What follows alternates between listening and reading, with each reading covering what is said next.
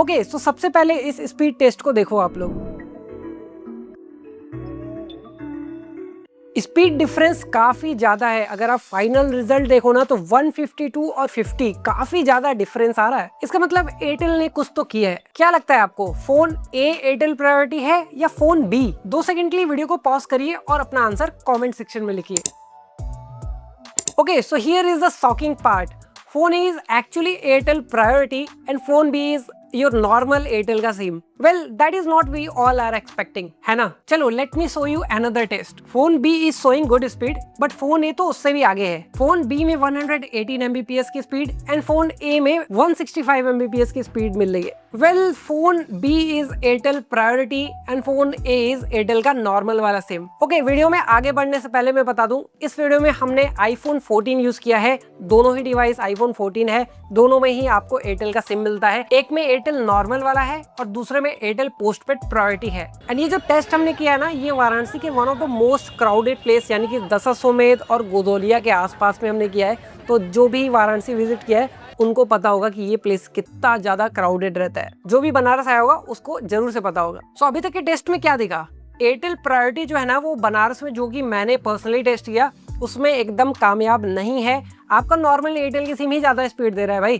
तो Airtel priority अब क्यों लोगे? ऐसा सवाल मुझे भी आया था और ये वीडियो देखने के बाद आपको भी आ रहा होगा कि भाई अगर if I am getting speed जो कि एयरटेल नॉर्मल में मिल रहा है और प्रायोरिटी में कम मिल रहा है, तो ये कैसा फास्ट लेना है, ये कैसा अलग से लेन की दिया गया है। एयरटेल कह रहा है कि आप भीड़ में भी स्पीड पालोगे। So how is this working, like क्यों नहीं हो रहा है? अब इसका आंसर तो एयरटेल ही दे पाएगा, बट हमने और भी टेस्ट किए, उसके तरफ चलते हैं। और ये कुछ टेस्ट किए हमने आउटडोर भी और इंडोर भी। शॉकिंगली आपको Airtel priority most of the जगह पे आपको या तो इक्वल दिख रहा है या तो नॉर्मल से भी कम दिख रहा है। बहुत ही एक आध दो केस हुआ है जिसमें एयरटेल प्रायोरिटी नॉर्मल वाले से ज्यादा है, बट उतना भी कुछ खास डिफरेंस है नहीं कि आप एयरटेल प्रायोरिटी पे ही शिफ्ट कर लो। और जब हमने इसका इंडोर टेस्ट किया ना, तो ऐसा कुछ रिजल्ट आपको देखने को मिलेगा। पहले तो हमने जब चेक किया इसका ऑलमोस्ट बराबर सा स्पीड आ रहा था, यानी कि 20 Mbps 21 Mbps दोनों ही इक्वल आ रहे थे और ऑलमोस्ट आपको लेटेंसी वगैरह भी सेम ही देखने को मिल रही थी। बहुत ही माइनर सा अंतर आ रहा है, बल्कि इस केस में तो नॉर्मल वाले में ज्यादा अच्छा लेटेंसी आ रहा है। एंड सेकंड टेस्ट भी हमने इंडोर में किया, तो इसमें कुछ रिजल्ट बहुत ही शॉकिंग निकल गया है। यहाँ पे जो नॉर्मल की स्पीड है ना, वो एयरटेल प्रायोरिटी से भी ज्यादा आ रही है, वो भी ऑलमोस्ट डबल स्पीड आ रही है, बट लेटेंसी के मामले में थोड़ा सा ज्यादा देखने को मिला। ओके, सो इस वीडियो का मोटिव क्या था,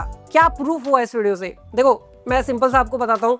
ऐसा नहीं है कि हमने वाराणसी में ही टेस्ट किया, इस टेस्ट को हमने बैंगलोर में भी किया है और रिजल्ट्स काफी डिफरेंट है वाराणसी से लेके। देखो हो सकता है एयरटेल ने ना वाराणसी में इंफ्रा अभी अच्छे से नहीं लगाया है जो कि एयरटेल प्रायोरिटी को प्रायोरिटी मान पाए, और मे भी इसीलिए एयरटेल प्रायोरिटी अभी बनारस के लोगों के लिए तो बिल्कुल नहीं है। बट इन्हीं तरह के टेस्ट को हमने और जगह भी किया है, जैसे बैंगलोर में किया। उसका मेरे पास क्लिप नहीं है, मैं आपको डेटा बताता हूँ।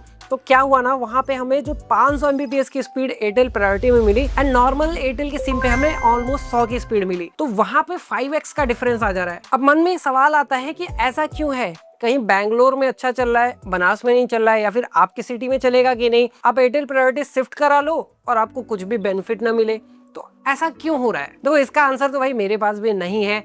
क्यों ऐसा हो रहा है? मे बी बिकॉज इंफ्रा उतना अच्छा अभी बना नहीं है। एयरटेल जो प्रॉमिस कर रहा है वो आपको मिल नहीं रहा है, एटलीस्ट मेरे केस में तो नहीं मिला।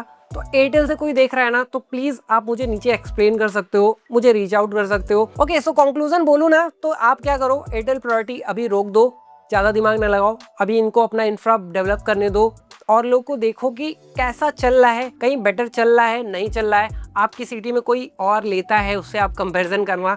अगर अच्छा चलेगा, आपकी ज़रूरत है कि आप ऐसे भीड़ वाले एरिया में रहते हो कि आपका नेटवर्क नहीं चलता, तो फिर हो सकता है कि आपको एयरटेल प्रायोरिटी पे शिफ्ट करना चाहिए। अदरवाइज जो नॉर्मल यूज़र हैं वो नॉर्मल पे ही रहो। मैं भी नॉर्मल पे ही रहने वाला हूँ, मैं शिफ्ट वगैरह नहीं करने वाला हूँ। And thank you so much for watching. This is Harshit and you are watching Techy Notes. मिलता हूँ मैं नेक्स्ट वीडियो में, तब तक के लिए take care and good bye.